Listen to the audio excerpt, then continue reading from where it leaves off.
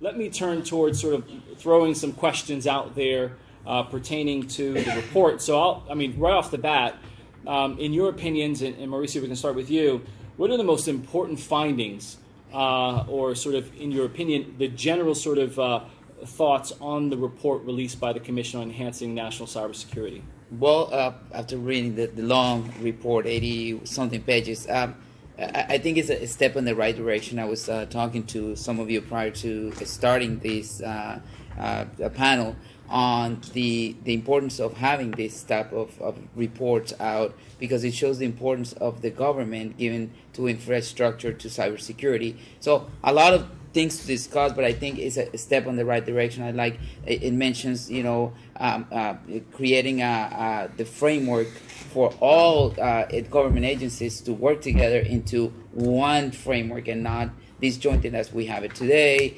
The Internet of Things, the e-commerce, how to advance and how to prepare and how to be more secure. So I think a very interesting report, to say the least. Okay. Alex, what are your thoughts?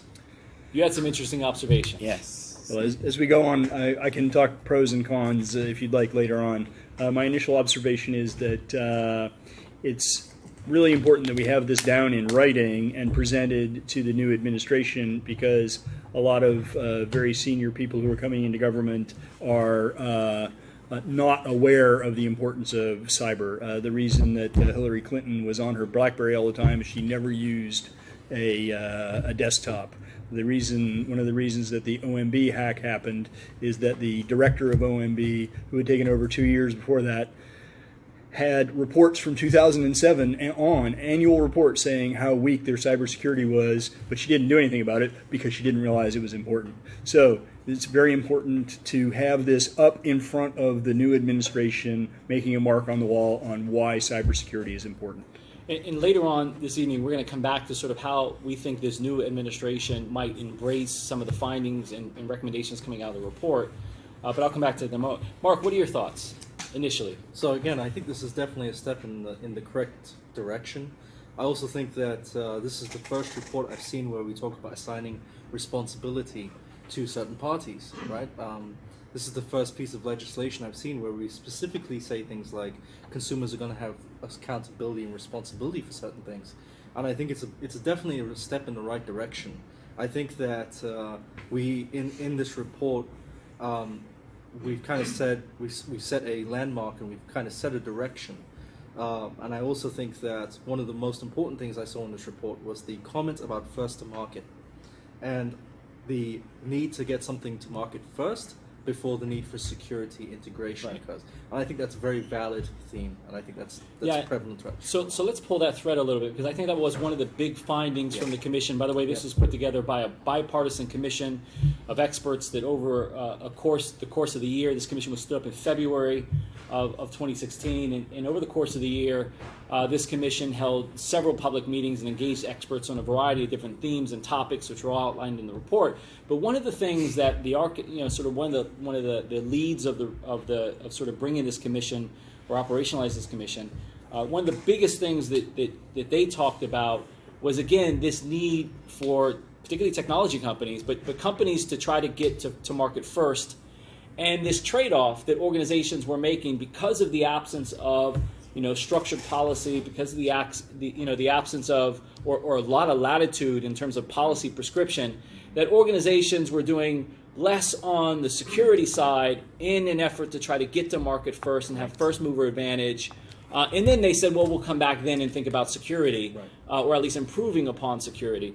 But I want to pull that thread and get your thoughts, Mauricio, particularly yours. I mean, when you start thinking about, let's talk about medical, for example. One of the big threats right now is in the Internet of Things, particularly when you start thinking about the emergence of online or the emergence of medical devices that are connected. Right. And the fact that sort of a hack to a medical device with, and we have a doctor here, the hack of a medical device could simply kill a patient with the press of a button, because you can shut off critical. So what are your thoughts on sort of that first to market? Not only thoughts, it's gotten my attention. For many years I was worked for the government, NASA, and government contractors. But when I get to the healthcare, I see how vulnerable we are.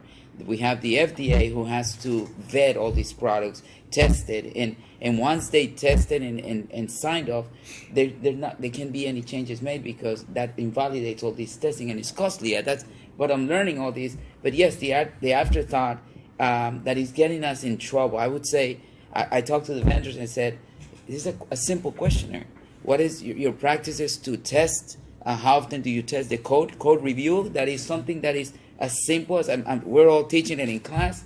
And they said, well, we haven't done it in a year or when it's required. So the attention is not there because the policy is not pressing these companies to think about in parallel. Agile development, agile security. That's my motto today. You're developing, think about security. Plug it in from the conception, from the initiation of your idea.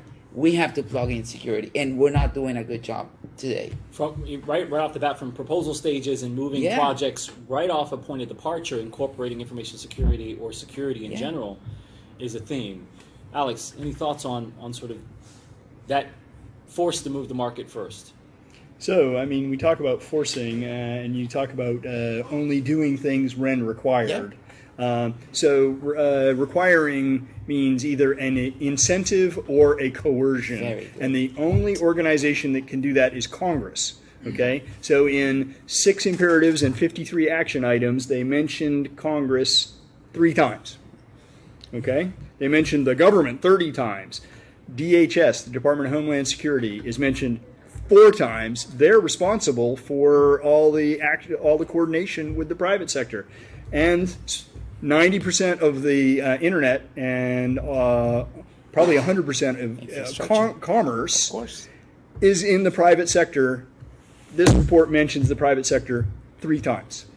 Okay, so it's wonderful, but without Congress passing legislation and without the private sector enacting it, you're going to have the U.S. government kind of running around in circles. Alex, I'm going to interject real quick. Please. Because I think something important in the report, it talks about, I think one of the findings, 1.46 says incentives. Incentives to the private sector or to adopt. So when I come to healthcare, I come to realize that the High-Tech Act was nothing but that. Hey, go ahead and put your electronic records and we'll give you an incentive of X amount of dollars to go. And guess what? It has helped immensely because what do hospitals do and what all these clinics? Hey, we're getting money. Let's set security. Let's put this because now meaningful use comes in place. Incentives. But what are those incentives and how is that incentivizing? What is the auditing on when I give you this money, I'm going to come back and audit you? It's not there. It's not in the report. It's important to incentivize, but it's important. But that's a good point, the auditing piece. It's funny you would say that. In order to attract more students to pursue cybersecurity degree programs, incentives should be offered. They're using the passive voice. Okay, they don't identify an actor at all. They don't say who's supposed to provide the incentives, where it's supposed to come from. And if you're a government agency and you've got to give money to people, somebody's got to make you do it. Either give you more money to give to people or coerce you into doing it. And all those actions are congressional actions, and the congressional actions are not there. And so is that somewhat of an indictment of authorities within, the sort of the policy discourse? Not having very clear authorities in terms of who's going to control, manage, supervise, the actual development and the implementation of policy. I think it demonstrates the ignorance of the actors on the roles of the 3 different branches of the United States government. Okay, Mark. Because money only comes from one place, right, and that's Congress. Congress, and if Congress isn't a prominent part of the strategy. They're not playing, there's no money. Okay. That's it. It's an important point. That's it. Mark, what are your thoughts? So when I read this document, the first thing I noticed was the Cybersecurity Framework Metrics Working Group. And it seems that the documentation seems to seek to establish a framework of some type, which develops a metric which we can use to gauge how effective or not effective we are at cybersecurity. And they make a very interesting observation in here. They speak about this incentive. Then they say, metrics developed must also be useful for insurers seeking to understand evolving coverage needs. So the question is the incentive on the front end or is it on the back end, right? This is very similar to a Basel-like approach where, we quantify risk and we have a risk reserve ratio, and in banking we hold the risk reserve ratio as a signal of how secure or insecure our organizations are or how compliant they are. And I think that a metric such as that can do a number of things. It can drive insurance, it can drive investors to seek less risky versus more risky investments. Mark, let me interject there. In 2002, the FISMA, Federal Information Management Act of 2002, was passed. Wasn't that the whole intent? All we did at the government level was A, B, C, or D. We had a grade, and according to the grade, they will give you money or not. Aren't we saying this? And this is 2002 when the FISMA came up. Now we're reiterating, but it's still the same thing. It's framework. I'm gonna go back real quick. Sure. In 2013, executive order improving critical infrastructure for cybersecurity. Right? What came out of that was, and now all these federal agencies are developing a framework for us to create a risk management framework, which FISMA created, and everybody was after the banking industry. You have to have a cybersecurity risk assessment. Right. Nobody knew how to do it. And why are we doing that? And why is this not, to your point, Alex, coming from the top and say mandatory or else, or this is the implications of not doing it? I think we've been doing it. It's just not enforced. Yeah, so I mean, just not going to. I agree, but let me just try to jump on the other side here. So some would argue that by putting too much structured, forceful policy or regulations in place, you may be deterring investment innovation, running counter to sort of economic principles that, oh, by the way, if you're not building secure devices, the market will essentially weed you out because your devices are going to fail and your products are going to fail. But not until Yahoo loses 1 billion records. Yep. So in other words, not Okay. until the cost has been... So, I mean, people are going to stop using Yahoo, but they've already lost 1 billion records. Okay. OMB lost Millions. tens of Millions. millions of Anthem, records. 80 million. Yeah. So Totally. my students, I'm pretty sure your students too. My students, I tell them how important security is. One of my students in one class says, "Professor, I'm gonna develop this app. I'm gonna make $3 million the first year. When security issues come back, I'll throw some money at it. I'll hire the attorneys and we'll do this." Is this what we're talking about now? Is this driving the economy and then if this is the thought of this younger generation, now where does that leave us? Where is it afterthought? Are we doing it in front? Are we losing competitive advantage because we're putting too much controls? That's the question that we have to put in place. But to that, So that brings up actually a very interesting thing that is positive about this, which is where they talk about the need for more education. They talk about to better prepare students as individuals and future employees, federal programs supporting education at all levels should incorporate cybersecurity. I personally think we need to go past that. I think we need universal K through 12 cybersecurity, cyber hygiene. The Australian Signals Directorate, which is the Australian version of the National Security Agency, says that if you practice proper cyber hygiene, 85% of your problems go away. They just don't occur. Well, I'm sure everybody would love to be able to focus their time, effort, and resources on 15% of the problems instead of 100% of the problems. And so it's the people.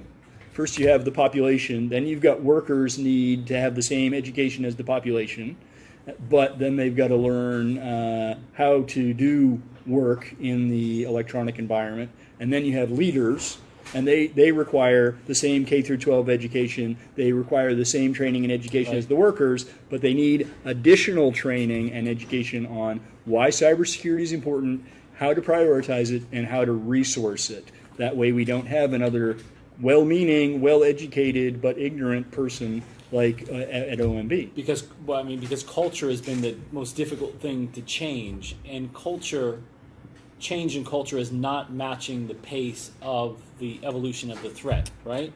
And that's where you're suggesting a more sort of comprehensive cyber hygiene approach. What's in it for the user? Yeah. What's in it for me to change my behavior? Right. And that's what the report says. Is now Exactly. the report says make us more accountable because we're not being accountable. So let me ask. We've been a little critical on it so far, and we just got started.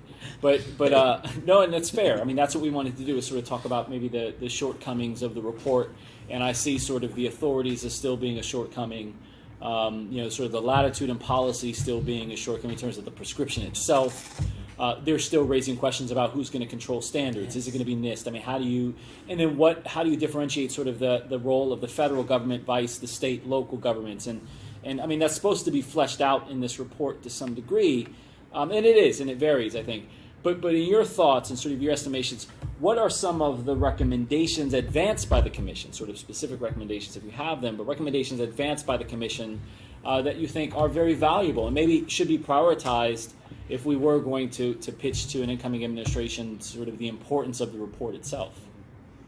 So again, I think the assignment of responsibility is key. That's something I noticed in there that was very, very good. Preparing consumers to grow in the digital age, I think, was definitely an excellent section and a definite step to your lowest common denominator is the consumer at the end of the day, right?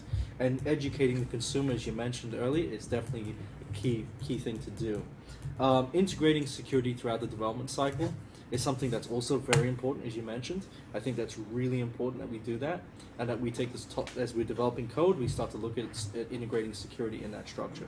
I think that the most interesting thing that I found in this was the need for government and private sector businesses to cooperate together, and I think that's really important. And later on we'll speak a little bit more in detail about that, I believe, but I think that one of the things we need to really understand there is when a private sector organization is speaking to the U.S. government, what protections do they have in terms of what the information they're relaying to the government, right? And I think that for the private sector, that's a big point. So you can bring up the FBI or U.S. government Apple discussion. Yes. It goes beyond that. It's Please. a waiver on liability. Liability, Okay. Waiver on liability. Yep. It requires a waiver of liability. Congress, but I'm sorry to beat the drum again, Congress is the only one that can do that by making it a law. Right now, there are a lot of companies out there that are not reporting That's right. problems because they're afraid that if they lose $100 billion and the word gets out to their shareholders, They're in trouble. their shareholders That's right. will then sue them for the money. And so they want liability. And Congress just hasn't given it to them yet because, how much liability do we give? Who do we give it to, Yeah. et cetera. So there's a lot of questions that have to be And answered. additionally, a shield from further enforcement action, right? If a failure in IT security control has caused a systematic failure elsewhere in a business, they're probably going to want some shield from further regulatory action, right? Yep. And that's talked about in here, but it's not prescribed specifically as an action item. Mark, So I think one of those are positive, and I like this. I've been following executive directives on orders and presidential policy, Directive 41, since 2013 when this started. One of them says cybersecurity incident coordination, and out of that came I sit on the board of directors of the InfraGard locally, Yep, I'm on right? InfraGard. Yep. So what do? Exactly what the document is saying is more cooperation between the private and the public sector. So I always say this, everywhere you go, you're going to hear me say this. Get to know your FBI squad, cyber squad, your FBI agents, because yes, I know it's an issue of liability, but you don't know how many times I've called my guy and said, hey, X, I'm having, hypothetically speaking, I'm having this issue. What do you think? They even say, man, you need to report it. And they say, listen, we don't have the time, we don't have the resources. Or pay the ransom, right? Whatever I the think- case may, or go talk to your insurance company, because that's what they usually do. But there's cooperation. What we are lacking is what you guys are saying is where you draw the line of me talking to you, now I'm being liable, or you not reporting it, and now I'm going to be slapped in the hand because I didn't report it. Right. I mean, ultimately, at the end of the day, a breach could, especially in a community like ours where we are heavy on small to medium-sized businesses, a breach of data could bring that business down. And so getting those businesses to be forthcoming with the level of security they have is something that's very, I believe, contentious, right? They don't want to put out that they have vulnerabilities, but at the same time, they're not making the requisite investments in security too, which is why we have the policy discussion to assess whether or not the policy is prescriptive and demanding enough to force organizations to to have insurance. I mean, like you would, sort of automobile. But so that's where I think we're having this discussion on the prescriptive nature of the policy as it stands. Right, and the policy, this document is really a step in the right direction. Is this setting forth the what we need to do, and the next administration needs to look at this report and say, well, listen, at least they invested the time. Now let me take and run with it, or he might say we're gonna have our own independent, because they all do it, review of this and come back with something. But I honestly think that this was set a step in the right direction for all of us. Focusing on what's important right now, I think is good. Right. The intent is good, at least. So Mark, did you have something you want to add? I was also going to say that one thing we probably want to do is, or should be done at some point in the future, is to set some standards around things like reporting, right? Yeah. A standard format, standard language, because I've seen devious language. Doesn't Stick Syntaxi do that? Yeah, I like that. Right. Yeah. Okay. Yeah. Exactly. All right. Yeah, so these are tools. reporting tools Yeah. that the Department Yes. of Homeland Security uses for everybody. However, they don't refer to them in this document. I did not see one Did not reference. see one reference. Well, to remember, they only talked to refer to DHS 4 times in the whole And document. again, that's the challenge we're having with prescription. Exactly. In the fact that right now we have a policy environment that has tremendous latitude for organizations to implement sort of this, Right. so there are no or not implement. That's the challenge, right? And so getting policy to be more prescriptive and almost demanding in terms of an environment that benefits the side of security, vice, at the expense of maybe first, market advantage, that kind of, that kind of, I guess, evolution. But yeah. So you asked for positive I want comments on this. positives. I want So our audience to also I've got think that this 3. report has some good Number things. 1, there is now a new Chief Information Security Officer for the United States government. Just named. Who was just named, retired Air Force Brigadier General Greg Toohill, who has been the head cyber guy at the Department of Homeland Security. And this report very specifically mentions that he needs role clarification. It also talks about the Assistant to the President for cyber. This is the person at the National Security Council who is responsible to the President. Right now, the Assistant to the President for Homeland Security and Terror also has cyber. And so one of the things they say is, no, there needs to be a standalone assistant to the president for cybersecurity. And the third one is, and you kind of brushed by it when you talked earlier, a change from cybersecurity requirements management to enterprise risk management. Because right now, everything's really important, so we've got to protect everything. Well, no, everything isn't really important. There's some stuff that's really, really, really important, and a lot of stuff that's really important, and a whole lot of stuff that isn't that important. So you should have tiered readiness, and the way you figure that out is through risk assessment. So they want to change the perspective from everybody has to have a wall to everybody has to figure out what's important and then protect what's important. Follow the data. Follow the data. Okay. So I want to come back. So 2 things I do want to come back to. One is changing behavior. The other is how do we see public-private cooperation evolving, because that certainly was laid out there. Now, you sort of advocate for the cyber hygiene that begins in the primary and secondary education. What other kinds of mechanisms can we use to change behavior? Because that's one of the things that I think the architects of this report talk heavily about, and that is sort of the culture that we're in right now. And how do we shape that culture through forced regulations to training education?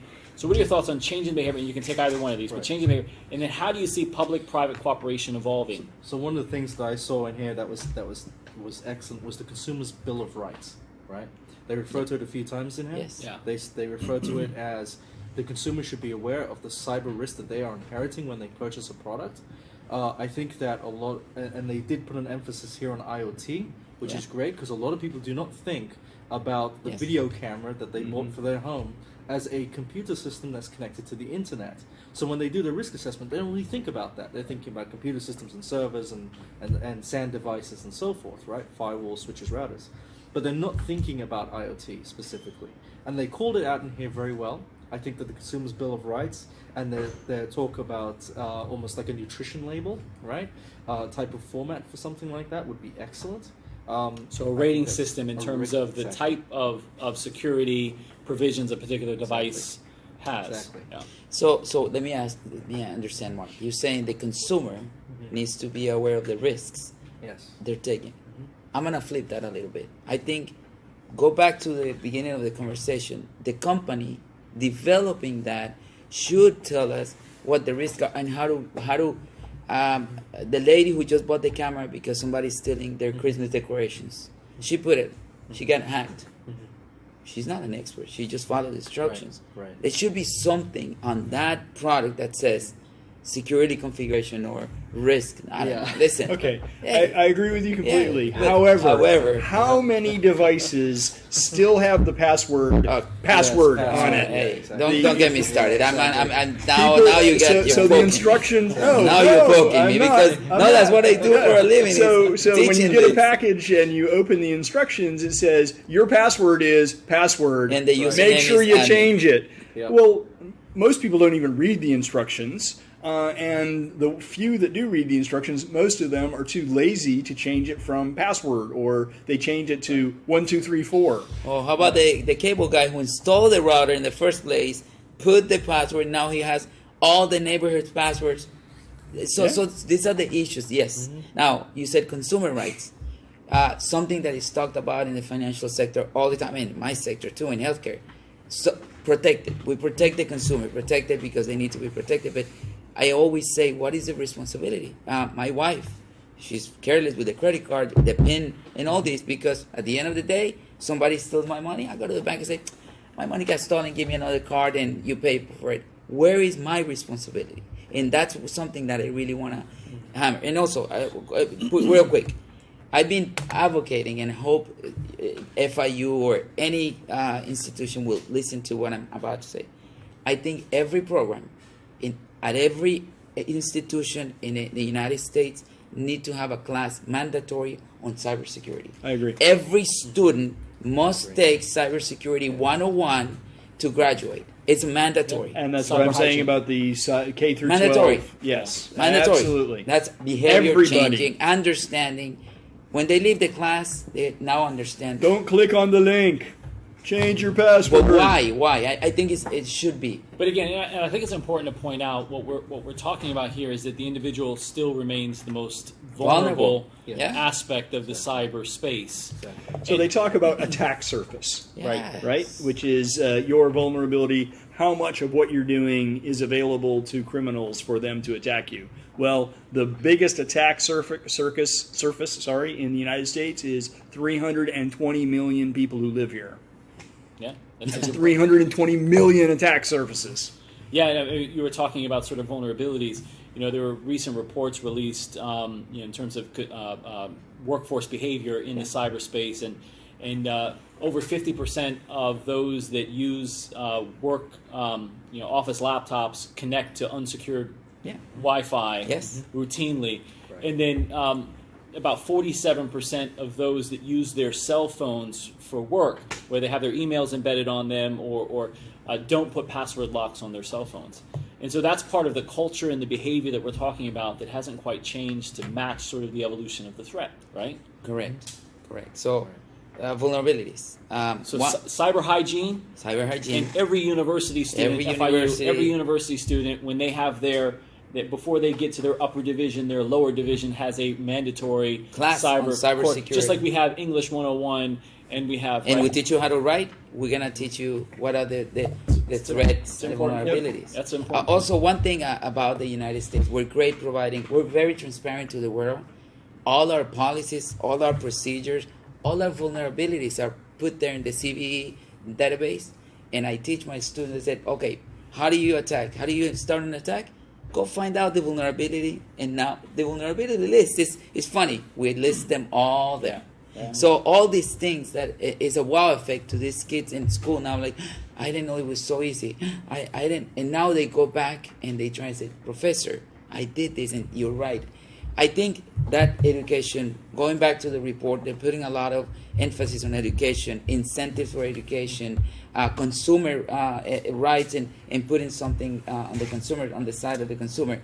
Internet of Things, we haven't talked about that. And How does we that need to, change the behavior? because or the security landscape? in sorry. few months ago, there was a big amplified denial of service attack that knocked out almost half of the DYN. country. Yep. Why? Because Internet of Things. So Yep. how does that change? It changed the whole game right now, because you just said it. My new employees are the millenniums that do not want to leave this thing. Right. Everything, their lives, they don't even want a computer. They want to do it all here. Right. And we haven't evolved. We're still thinking that these workers are going to be doing what we're doing. So how do we recover from that? Well, I think the fallacy is that, we think about computer systems having an operating system, right? Yeah. Phone has an operating system. What's the camera running? What's the digital watch running, right? That monitors your heart rate. What's that running? No one knows, right? It's custom firmware. And Firmware. Firmware, right, exactly. Firmware is the next generation, of persistent threat, right? So Lenovo computers recently were caught sending information Yep. back to Right. China. Right. Lenovo, the company, says, "Oh, it's because we want to provide better Yep. service to and our support, customers." But if they've got a keystroke logger on there, the Chinese know everything you've typed into your computer.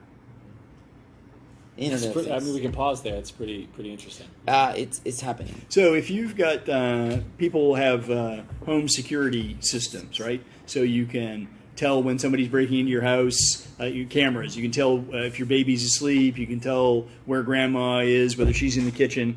There's also the capability to lock and unlock your door through your phone. Well, if somebody hacks into your phone, they can look through your cameras to make sure you're not at home, and then use your system to unlock your door and walk in.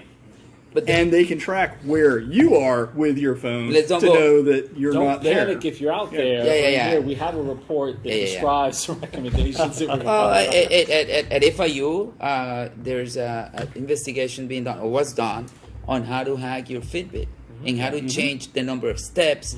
And there's a video there in FIU in the computer information science that you can see the whole report. You can see the whole report, how people falsify reviews. This is all happening today.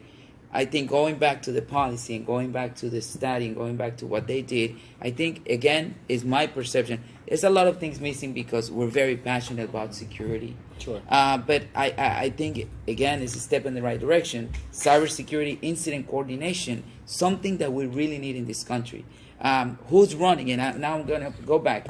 FBI for the 12 critical infrastructures from the Department of Homeland Security. I am in one of them, healthcare. When there's an incident, when I was in finance, Mark, you probably could relate with me. I call the Secret Services. Hey, I have fraud for X amount of dollars. Where is it? A check? Is it money? Is it this? Man, maybe call the FBI. I called the FBI. I said, well, so we're confused to who to contact and when to contact. It's really funny you would mention this. In this, they are very kindly have an annex on policies and an annex on legislation. So, for instance, in the policies one, they left out Presidential Policy Decision number 20. Yes. Now, it's classified, but there's an unclassified précis of it that the White House published. Right. And this is like command and control of cyber stuff. This is really kind of important. And so when they talk about the latest cyber legislation that came out, they talk about the Cybersecurity Act of 2015. Very important, 5-step act. They don't even mention that DHS is established as the center point for federal and private sector engagement. Don't even mention it in here. There you go. Well, that's kind of important. Everybody needs to know who to call. Right. So I have two more questions before we go out. to the audience and broaden the discussion. The first is about sort of the roles of, and your thoughts on sort of how the report maybe reflects or thinks about the roles of federal, state, and local governments in the cyberspace. I think this is a really important one. You hear questions about sort of who owns the regulatory role within the space. Does it remain federal? Does it get federated out to the states? And if so, do states regulators have more authority than sort of national? What are your thoughts on sort of that dichotomy, or at least the sort of that federal versus state, local jurisdiction? Yeah, I think that the issue we come back to is one of legal concern, right? Okay. Which is which one takes precedent in which situation, right? There's lots of rules where we have conflict, and where state rules have conflict with other laws, and we in this report we acknowledge that it needs to be addressed, but we don't specifically say how it's going to be addressed. Right. The concept of liability and of limited legal or regulatory action after we disclose to the federal government something is an example of that. We speak that we're going to do it, it should be addressed, but it's not here today, right? An interesting example of this is in April of 2005, the FFIEC released some guidance about reporting incidents and an incident response process to banks. All right. Now, that incident response process speaks to a different organization and a different structure within the federal government than anything else does, and this report doesn't even reference it. So the question then becomes, which one do I take? Which one do I follow? Right. And where we have conflicts of rule and conflicts of law like that, we need clear resolution.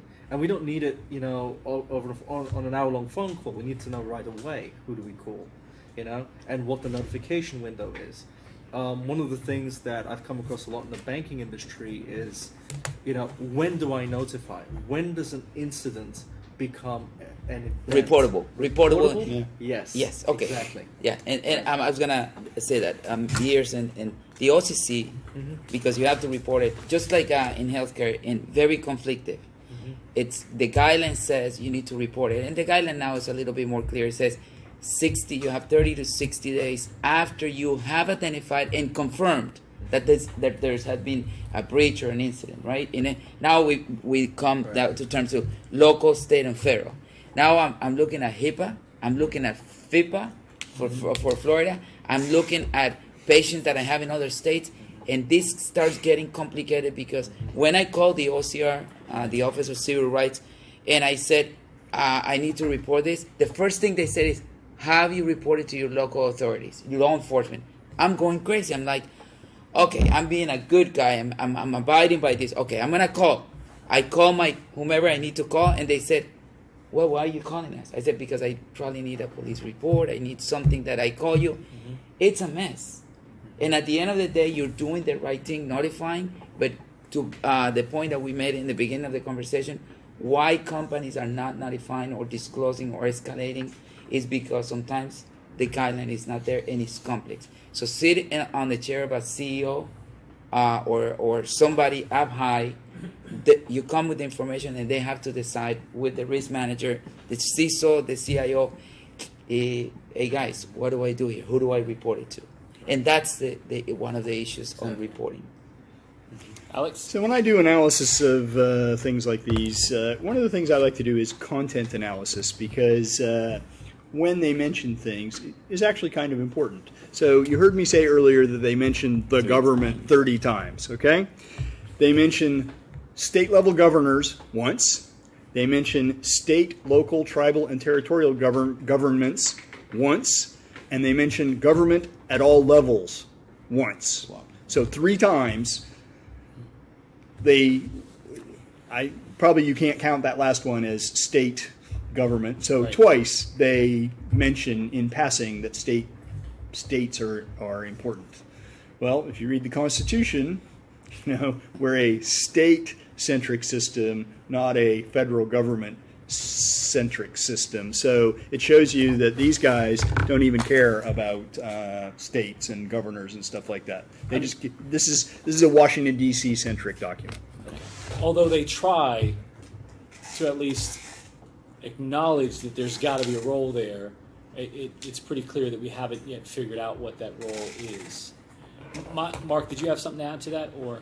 No, I think you're exactly right. I think the emphasis and to your content analysis, I think is an excellent point, right? Yeah. Our documents tell us where our emphasis should be, and based on the numerical score, it doesn't sound like state to the place. Right. So, yeah, I think I agree that it's a Washington D.C. central document, but then again, you're trying to cover a subject that's 20 miles wide, and you're trying to cover it to some depth, and probably here we probably have about an inch of depth, right?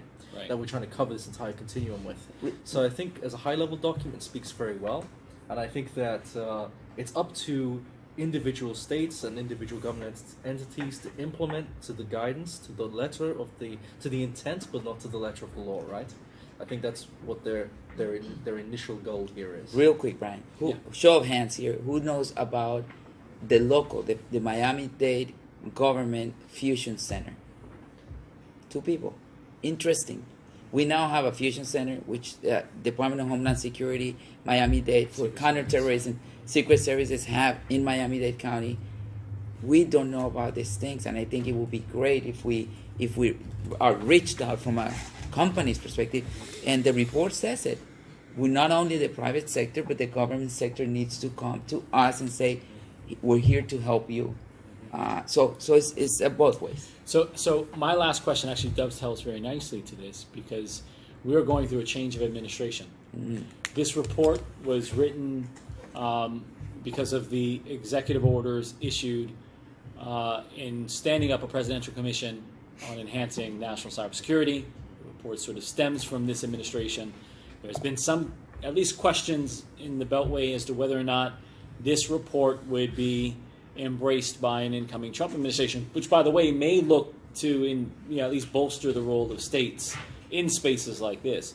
What are your thoughts on how a Trump administration might operationalize a report like this? So free thoughts on that. Alex, I leave it up to you. Okay. I'm not up in D.C., so... Okay. So we've noticed a trend in the appointments, Trump appointments, on who all of his secretaries are going to be, and they're almost all out of the private sector. So I think what you're going to see... Congress has not been making laws that were punitive towards business. The coercive side of the legislation that I referred to earlier, Congress has not been coercive in cybersecurity legislation. I think we're going to see even more of that. I think that business is going to have the upper hand in this, and so any cybersecurity legislation is going to come out of the Chamber of Commerce and go to Congress before they play with it. We have the Greater Miami Chamber of Commerce represented here. So there you go. Get to work.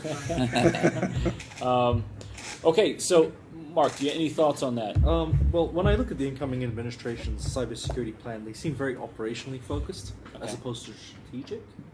So there's a lot of focus here on immediate reviews, creating task forces, recommendations for enhancing, and they speak specifically to U.S. Cyber Command, and deterring attacks. So it's a very operational, very reactive approach versus this approach that this document outlines. Okay.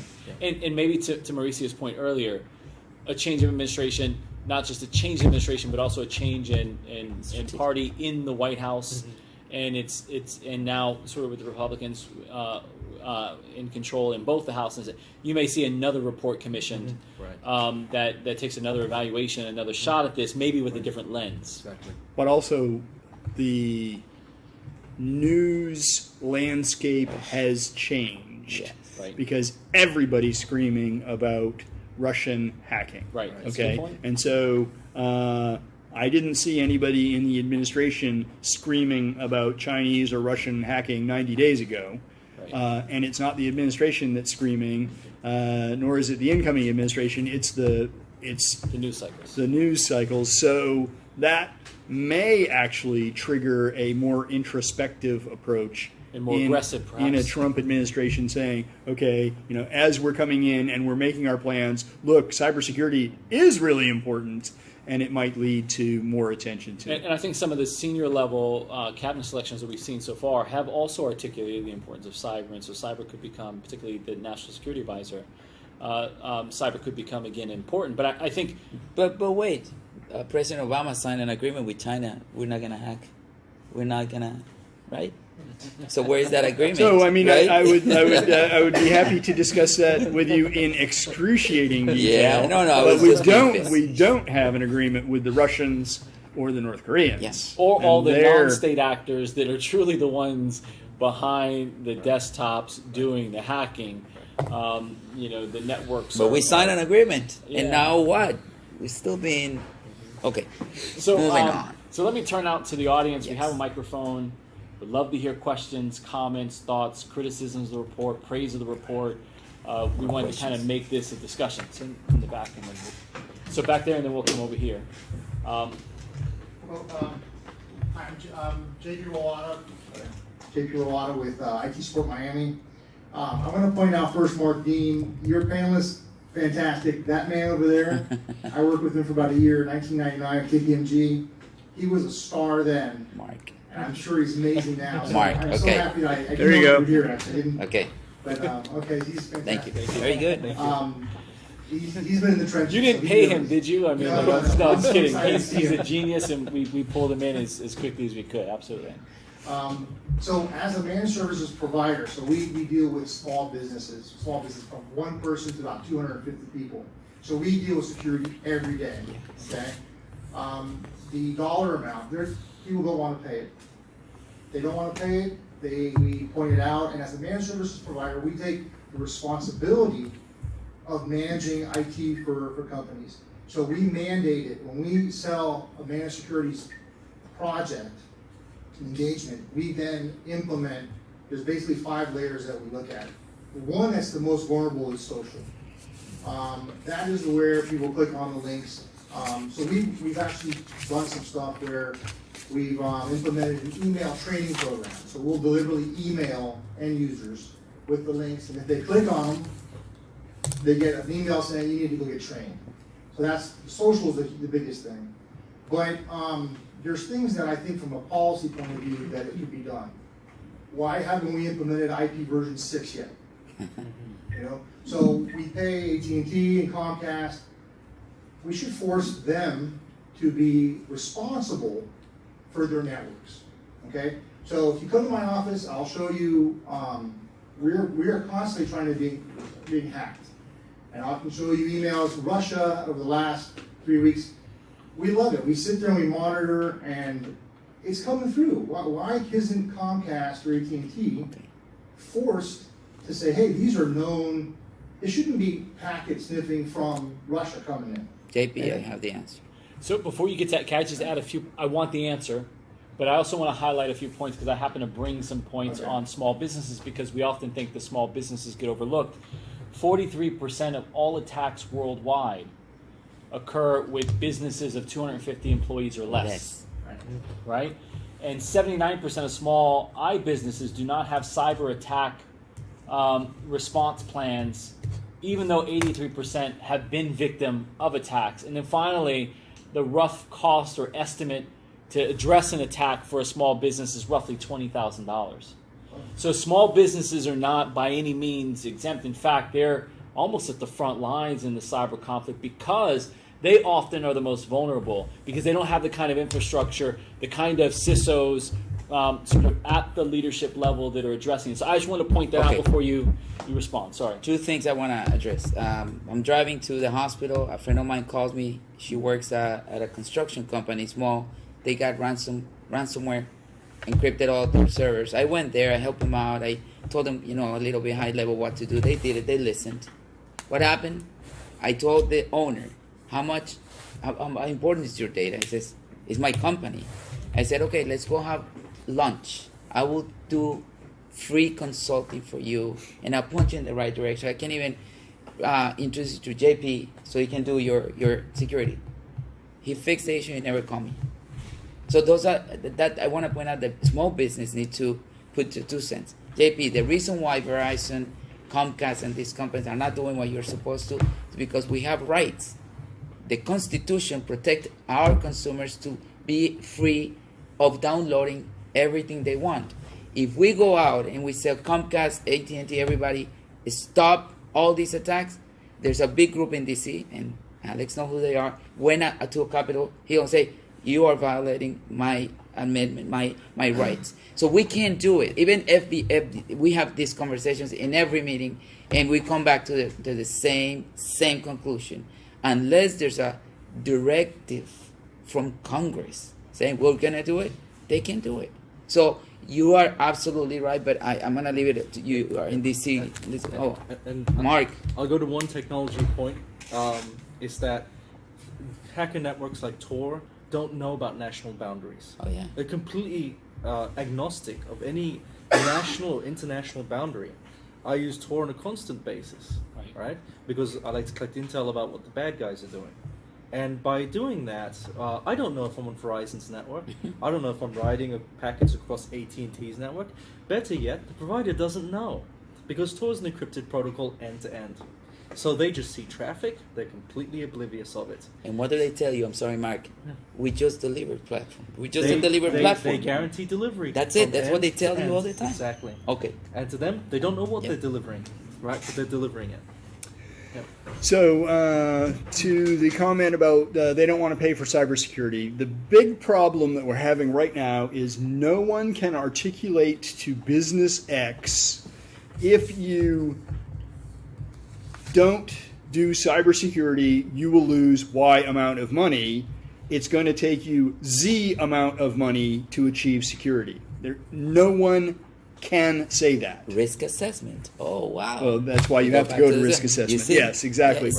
But what's happening is these business owners are operating out of ignorance.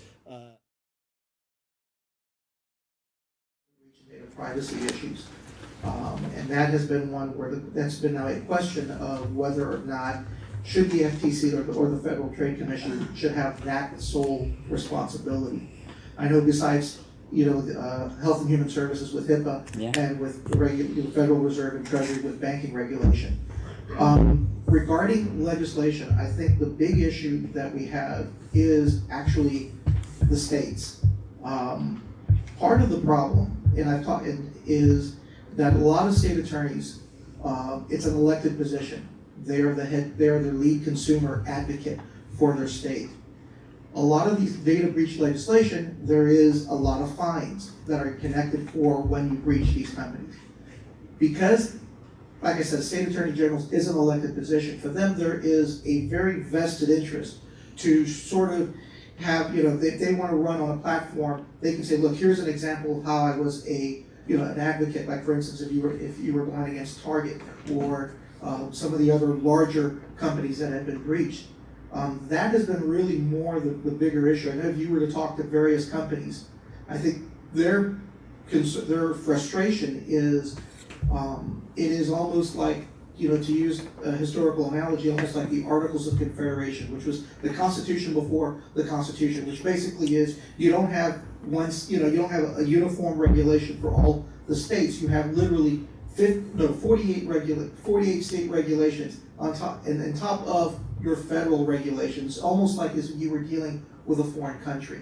I think until Congress and the states can sort of figure out a way to create a compromise onto that issue, because like I said, it's just the states, for them it is a way to, for politicians to sort of build their political career, but at the same time the states can also get the fines, and it's almost a way to say, look, here's what we're doing. Until that gets resolved, I don't think you're going to see much legislation. I think the issue that will be incoming is going to be now is with the FTC and the FCC in terms of the issue of privacy. That's where I think is where the regulation, and you're going to see a lot of the regulation and sort of from Washington. It's going to come more from the administrative side than it is actually from the congressional side. And then one other last thing, with the issue of privacy versus national security, I think one of the congressional committees, actually they did a report, and the conclusion of the report was We have no idea how this technology is going to be. We would rather create a commission. I think it was one of the Homeland Security commissions on the House side that basically said, look, we need to study this for at least 1 to 2 years, because honestly, we don't want to, on the one hand, overregulate that there is no innovation, but on the other hand, we don't want it to be the Wild West, where if we need to go into and look and ask Apple, we want to get into this encrypted, your encrypted system, that Apple's going to turn around and says, nope, we're not going to do it. So that's basically my point. Thank you. That's a great point. Good point. Any thoughts on that? Any reflections? Sure. All right, back to further. Okay, back to content analysis. The Federal Trade Commission is mentioned twice in this, just as often as states are. Okay, so obviously the FTC isn't too important to these people. Reference the Apple thing and the Wild West thing in Congress. Congress is reactive. If you study something for 2 years, well, you guys are watching how fast the internet and technology are changing. 2 years from now, it's going to be really different. And so if you ask a question in December of 2016 and you get an answer back in December of 2018, the Internet of Things is going to be whoosh everywhere by then, and there's going to be new things that we haven't even thought of yet. We can't even ask the right question today that'll be answered 2 years from now. So Congress tends to be very reactive. In terms of Apple and things like that, I don't really understand what the issue was with Apple. I don't know why they were allowed to get away with that, because the U.S. government and the international community as well have figured out a couple of things. Number one, intelligence has been going on for 5,000 years. Okay. Number two, crime has been going on for 5,000 years. Okay. So we've got a criminal code. We've got rules on intelligence. So the really good news is intelligence is intelligence. Cyber intelligence is intelligence. Crime is crime. Cyber crime is crime. So they've modified Title 18. Which is the part of the criminal code in the United States Code. And so if you go into a bank with a pistol and walk out with a bag of money, it's exactly the same as hacking in and taking that same amount of money. So that's the really good news, is 90% of everything has been covered. A lot of the stuff that we're talking about up here is clearly against the law. Okay, it's that other stuff. It's the ISR and the OPE that I was talking about, and a lot of the activities that we're talking about, although they're illegal, they're coming out of Russia or China, right. And it's very hard to get to them. You hold them accountable on top of it. Yep. A couple of years ago, the Department of Justice indicted 5 Chinese People's Liberation Army officers on cyber crimes. Last year, the Department of Justice indicted 7 Iranians for hacking in the United States. But as we were talking about earlier, ISR and OPE are not against the law. Taking a book off your desk and opening it and looking at it isn't against the law. Stealing your book is. Tearing your book up is. But they don't do that. Most operations are just looking inside your book and then to lead to something else. Right. One quick clarification, because Mark said that what he does is send phishing emails constantly. He doesn't do that for criminal purposes, but rather as part of his organizational responsibility and his research. So if you get an email from him, it's okay. Yes. Andres just got your holiday card. Give him your card. He'd love to email you. All right. Sorry, I wanted to keep. We're recording this, man. I wanted to get you off the hook. That's evidence. Yes, sir. I'm Nelson Gonzalez. I'm the CISO with the City of Torrijos, and I wanted to comment on Mr. Angie's observation on what we need is a framework. We actually need a framework. Excuse me. The city is where I work is it's a very good example. In local government, normally you have the public safety separate from local government. And the government itself, we are together, so we manage everything. So it's very easy for us to implement change and policies in the public safety side, because cities and FBI are black and white. there are state guidelines on you must have and you must do and you must follow, or you are out of compliance. Now, when I come to the other side of the house, where is a local government which is not as regulated, to put it, for lack of a better word, it's hard to implement policy. And you'll be surprised, but you will see the default password in some systems. You will see the system with the not code review guidelines, and you would find resistance from your IT peers. No offense with any IT guys, I come from a systems engineering background, but you will find resistance when you want to implement security around these things because they don't have a must follow, must do, must comply with framework. So I think that would be the key to implementing something like this. So should we expect one to come down, at least for local government? That's a good question. I'm gonna tell you, I've been working on security for many years, for 25 years, doing the same thing. Government, private sector, you name it. And it's a lack of understanding. I wanna quote what Alex said just a few minutes ago. He said, the framework of risk assessment is one of the ones that we really need to pay attention to, but it's a framework. Until we really embed that into our daily routines and sell that to management or whomever your boss is, they won't understand. And I think it's our fault not to do this and not to go back and stop talking about techie. The problem we have is we talk too technical.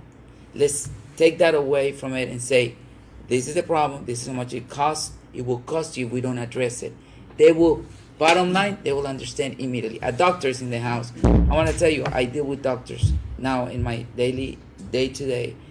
Doctors, they have a very hard job. It's save lives. Whatever you can do to let them do their work is appreciated. But you need to educate the doctors that it's not free for all, it's just not happening. They don't know that. That's why I go back to, sorry to pick on you, doctor, but they go back to every career in the United States, including medicine, needs to have a one course of cybersecurity. So when doctor goes to the hospital and meets the CISO, and CISO says, we have these policies, doctor says, oh, I remember, yes, I'm gonna support it, so how could I do this? Or what best, and not, I gotta do it and I'm gonna escalate it. So think about this when we think about policy, procedures, framework.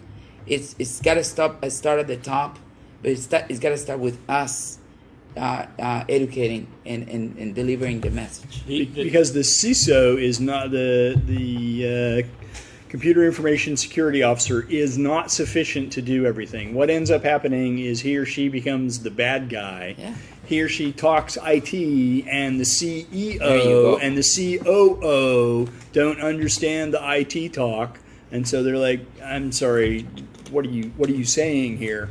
I've actually am in the middle of making a career out of explaining things because the policy people are here and the IT people are here and they talk past each other. Policy person, what can you do for me? And the IT person just whips out a black box and says, oh, sorry, it's magic. I can't tell you. And so I actually have to go to IT people and say, this is what the policy people want. And I actually have to go to policy people and say, this is what the IT people can do. People in this audience now have seen me speak in the past about cyber operations, what's possible, what's hard, and I've got, for instance, it took me 2 years to get everything you need to know about cyber operations onto 9 slides. I had to figure the whole thing out before I could lay it out. But now I can tell anybody what's the deal on cyber operations. It's fascinating. The 2015 Information Security Professional Workforce Study, I think it was one of the first ones really conducted, pulsed about 14 or 15,000 security professionals across the world, actually, and asked what was one of the top skills that you felt you were lacking in your job. It was actually communication. Yeah. I mean, they had a variety of different skill sets there, technical, social, etc. It was communication was the most sought after skill for information security professionals because they felt they could not communicate effectively to leadership in order to solicit the kind of resources required to protect the organization. Yep. And so I'm gonna throw a question. So you asked the question: how do you communicate to your C-suite effectively without the FUD, right? I mean, so we in security we talk about fear, uncertainty, and doubt. Plant that in your leadership, and you will scare them into giving you the resources. Right. Aside from that, how do you effectively communicate to the C-suite the importance of security? So I think the importance is risk versus reward. I think that's one thing to communicate, and I think when you're communicating to the C-suite, use the language they use, right? They don't speak about switches and routers and firewalls and ACLs. They don't know. They don't care. They don't. Right? What they want to know is what is my risk? How much is it going to cost me? And in terms of dollars, how much do I have to spend to prevent that loss of X many dollars from occurring? Right? I think when you speak to a CFO, you speak to a CFO using financial terms, right? Internal rate of return, right? And elements like that. When you're talking to CEO, you speak strategy, right? Because that's what CEOs are most interested in. They're concerned about the growth of their business and the growth of their organization. Market share, those are things they care about. And when you frame your security argument in that vein and using those terms and that language, it becomes a lot more effective. I think another thing to consider is having the buy-in of management, right? The FFIEC programs are a prime example of this. The FFIEC held the bank's management responsible for an information security program. They knew that the board doesn't know about switches and routers. They don't know about encryption and firewalls. But what they did do is hold someone in the organization responsible for reporting to the board on it, and thereby making it an effective program. And I think that model is an excellent model. Following up, I like that you touched because I was waiting for this opportunity. The boards now are in the hook. Mm-hmm. They are now the liable and responsible. Exactly. So guess what? The boards now are getting savvy. They're watching webinars. The four accounting firms are coming to every board meeting and I'll tell them about cybersecurity. So now I'm walking in a board meeting and they ask the right. Now I'm amazed now how the questions is how are we avoiding this happening to us? What is the responsibility? And they're asking questions and now I have to go and say, I need to prepare for this meeting. No longer it was like, what are they gonna ask me now? I need to prepare. There's a paper out there by Isaka saying what the board should know, and it's a very good paper. If you really want to see it, I like for all of you to prepare what the board should know. It's a really good paper. In 2014, I think it was published. One of my I think there's a question. yeah. So my board is Yeah. While you're waiting for the mic, one of the interesting anecdotes is that when you have a breach of a serious magnitude, there are very few certainties. One of the certainties that you can bank on is that the CEO is not going to survive the breach, right? When you think about places like Target, and so the CEO has become incredibly well aware of the threat to survival in the event of a breach, in which we're increasingly getting to that point where it's a $1.5 million cost to organizations, big organizations in terms of getting And the breached. CEO knows, by the way. Yeah. It's not if, it's when. So they know. They have right. the pulse. Mhm. Okay. That's right. Sorry, but Andres. so great panel. My name is Andres Campo. I'm the technology chair for the Greater Miami Chamber of Commerce, and thank you all for being here today, and for Thank you, Andres. Ryan and allowing us to be part of this. So I'm going to take a couple of fronts here. Number one is there's an element of awareness that is lacking in policy as it relates to cybersecurity. If you look at, it was mentioned before, the nutritional chart on food. It took us 50 years to adopt it and understand it, right? So now moms and kids know how to read that. That didn't happen 10 years ago. It was there. It's always been there. But we haven't educated the public on what that means and how to interpret. So there's an element of awareness and education that needs to be part of these policy programs, and I believe that's the responsibility of the federal government, and then that trickles down to state and local. There's also the big elephant that's not in the room, which you mentioned, is the consumer. See, my CFO is my wife. My CEO is my 3-year-old. And I could put my dog into that equation. These are individuals that are not sophisticated in technology, in IoT, in mobility, in encryption and package firewalls. Now they know how to download apps, they know how to click emails, and they know how to download pictures. So the awareness has to go beyond public, private sector, and the business or the organization. It has to go down to the consumer, because ultimately, they're the ones clicking. I used to work for a very, very large technology provider based here in Miami, and one of the initiatives that I brought to our CIO was aligning marketing and technology to create not only internal campaigns, but customer-facing campaigns around security. That's not happening today. banks, healthcare organizations, any other service provider to me is not informing me of their practices as a consumer, and is not communicating to me as to what are the types of digital connections that they're going to have with me so that I'm aware of them. So there needs to be- I'm getting stuff from my bank. My bank is saying, "Hey, have you changed your password lately?" And hey, don't respond to this email, and don't click on But stuff. it's a small fraction. So I think my message here was the marketing to those end consumers. Okay, whether you're a hospital, a bank, a service provider, needs to be more proactive and more educational, because over time, and I love your paradigm of cyber hygiene, right? Over time, and as we become more digital, and as our children now become part of this ecosystem, they need to understand how to wash their hands and soak their hands. And there's a way to do that and a right way to do that.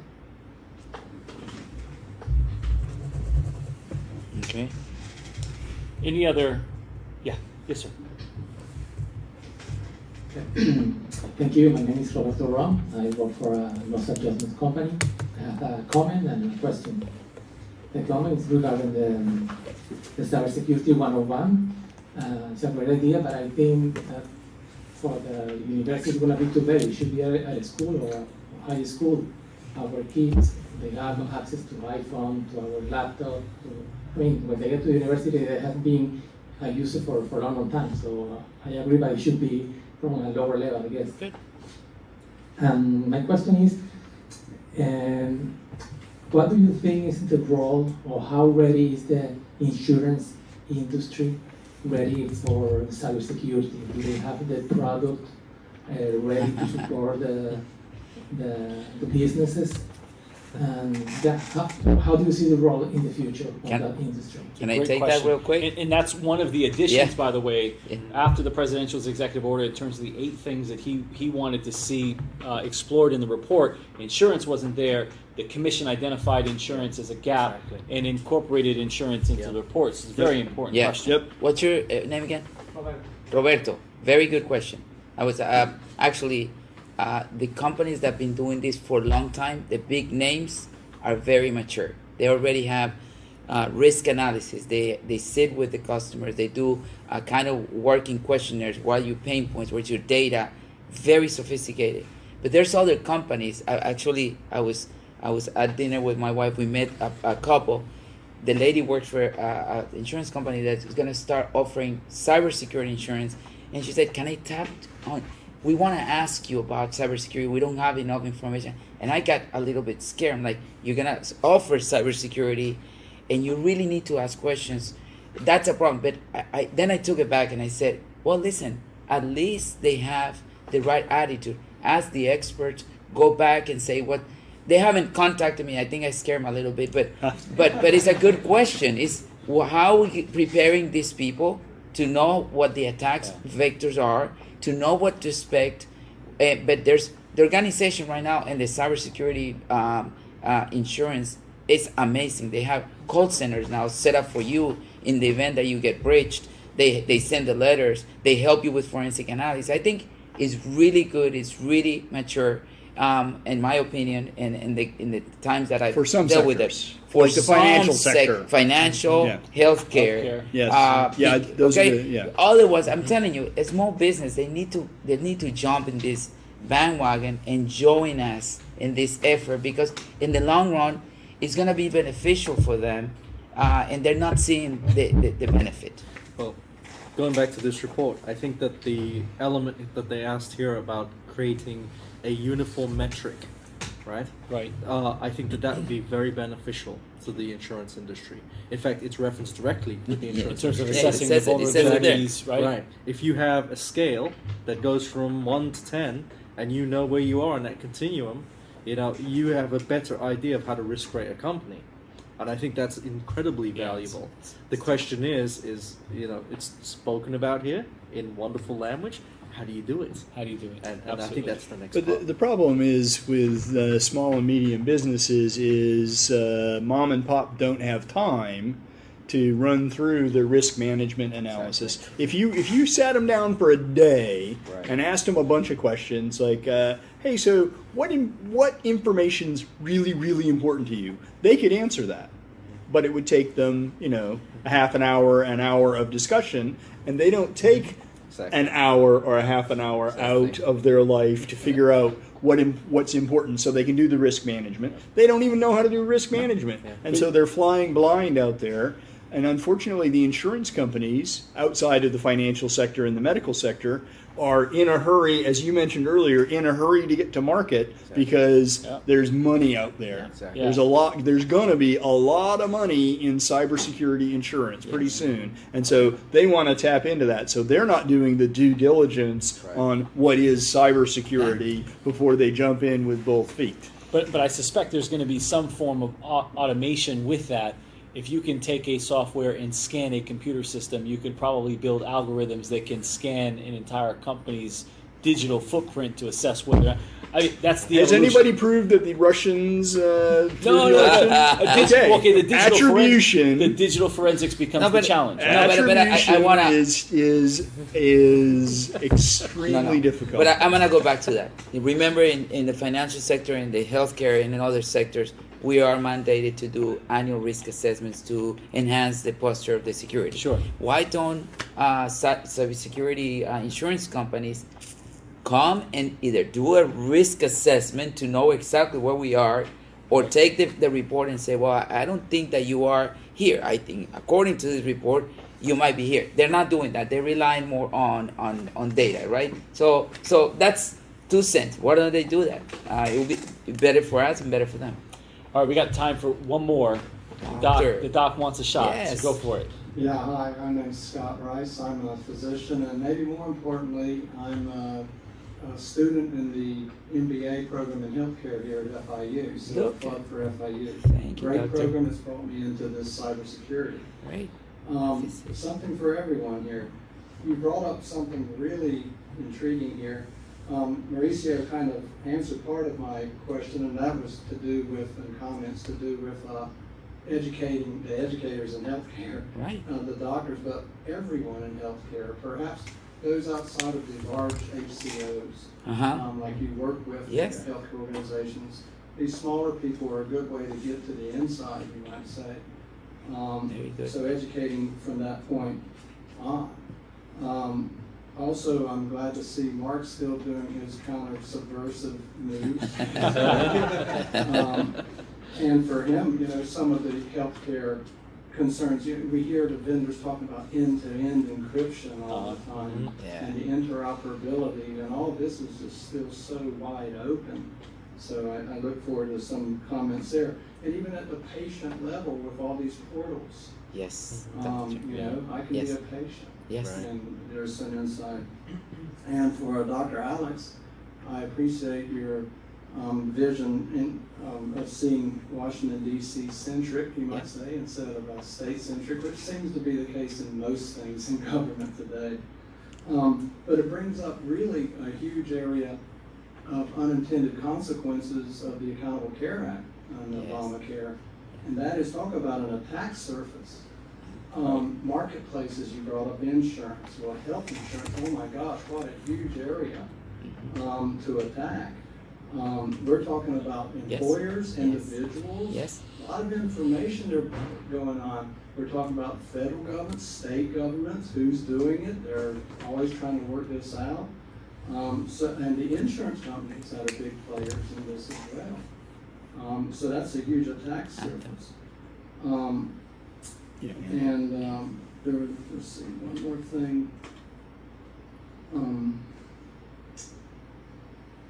But I guess that does it. Thank you. Thank you, Doc. Thank you. That was a good So maybe summary. One round of responses, and then we'll end. Any thoughts or reflections, or any closing comments on sort of what we've been discussing today? Mark, you want to take it first? I think that if we go back to the original intent here, right, this is definitely the right place to start. I think that this puts the emphasis in the right places, right? This statement, this report. I think that consumers definitely are the starting point for security. The lowest common denominator is the best place to start. IoT, the recognition for IoT, and more importantly, I think the integration of security in the development of a product, and that's that rush to market, right? I think that's a big driver. I think there's a lot of things that get out to market that aren't ready for market, but they're pushed out there, and security is an afterthought, and we try to bolt it on afterwards, and it doesn't work. I think the Commission did an excellent job of pointing out that that doesn't work. And I also think that education, I agree 100% that education is the most important element here, and that's really the summary that I have at this point. I think it's excellent. So, risk of being oversimplistic, cybersecurity is really important. It costs, cybercrime costs, the latest numbers I saw were $400 billion worldwide and $100 billion in the United States alone. And expect to go up to 2.7 trillion by 2019. Right. Sorry, I'm a So, cop. oh yeah, no, it's skyrocketing as we have more and more attack surfaces opening up, and we're not addressing our vulnerabilities. We're going to lose even more. They talk about education, but they talk about educating the cyber workforce, and that's nice. But the market's already taking care of that. Universities are already giving cyber workforce educations, because there's a market for it. You can get a job as a cybersecurity person.